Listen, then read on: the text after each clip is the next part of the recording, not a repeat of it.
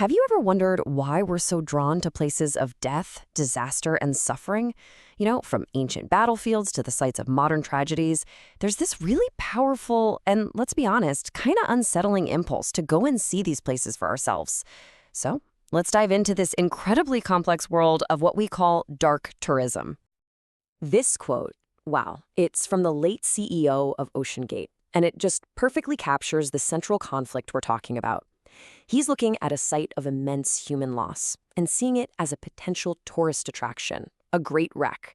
It's this kind of thinking that blurs the line between reverence and revenue. And, as we know, it's a mindset that ultimately led to another tragedy, forcing this whole debate right into the global spotlight.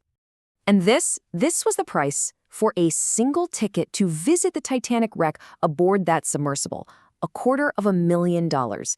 I mean, let that sink in. This number isn't just about the cost. It's about the commercialization of a historic gravesite. It's about turning a solemn memory into this exclusive, almost luxury experience. To really get a handle on the modern allure of tragedy, we need a solid case study. And unfortunately, a very recent and fatal event brought all of these complex questions crashing right to the surface. The OceanGate incident, it basically became this extreme and tragic example of dark tourism in action. You have a purpose-built tourist vessel on its way to one of the most famous disaster sites in history, and it meets its own disastrous end. This thing didn't just make headlines, it sparked a global conversation about the ethics of visiting places like this.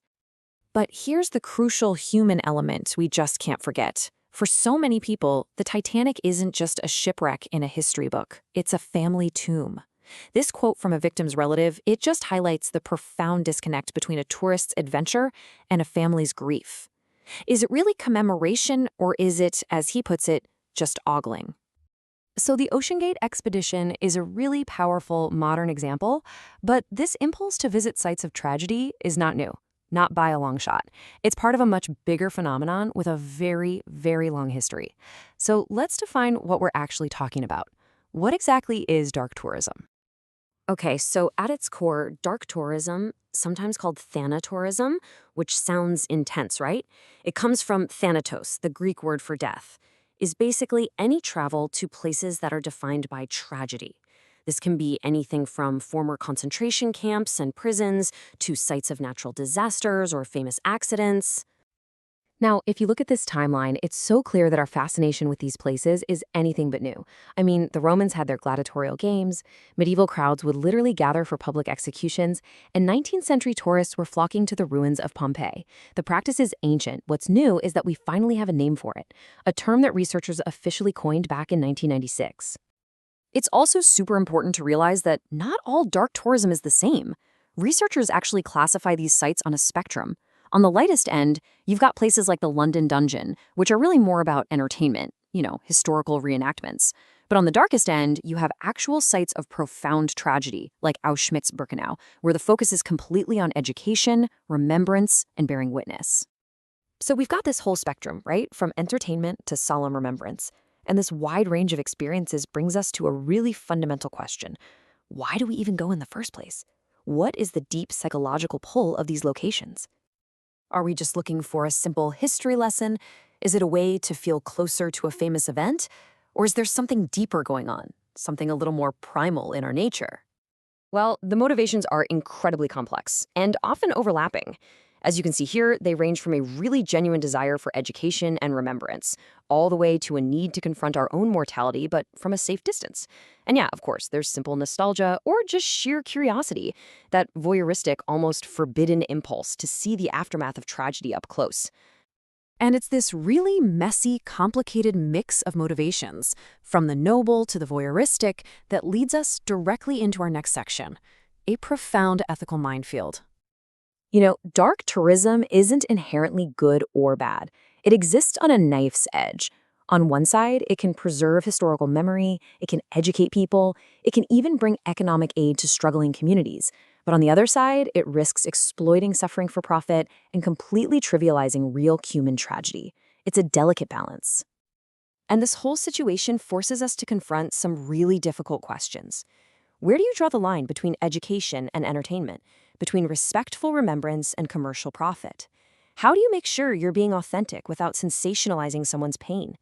And maybe most importantly, how do you balance the desires of a tourist with the dignity of the victims and the consent of the local community? This comparison here, I think it illustrates the dilemma brilliantly. In Stephen King's story, The Body, which became the movie Stand By Me, a group of boys go on a quest to see a dead body, driven by this youthful, morbid curiosity. Now compare that to the real-life tourists who flocked to Wayanad in India after these devastating landslides in 2024. The motivation is strikingly similar, a raw desire to witness tragedy's aftermath. The fiction highlights a very real human impulse, and it really makes you wonder about the ethics of acting on that impulse, especially when real lives have just been shattered. Navigating this ethical minefield is, as you can imagine, incredibly difficult. So, is there a responsible way forward? How can these sites be managed in a way that honors the victims, but still allows for education and remembrance?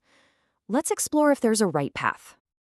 Thankfully, a lot of research suggests there's a clear framework for a more ethical approach. First, you absolutely must involve the local communities. It's their story. Their consent is paramount. Second, prioritize historical accuracy over cheap sensationalism. Third, you need clear guidelines for everyone involved, from management to visitors. And finally, any profit needs to benefit the community or the site's preservation, not just some private company. This quote, it just captures the challenge perfectly, doesn't it? It's a stark reminder that the line between genuine interest and morbid fascination is incredibly thin, and it's a line that every single visitor is responsible for navigating. And so ultimately this leaves us with a question, and it's not just for tour operators, it's for all of us. When we feel that pull towards places of tragedy, what's really driving us? Is it a genuine desire to learn and to remember, or are we just consuming someone else's pain as a kind of spectacle? It's a question with no easy answer, and it forces us to look closely at where we personally draw that line.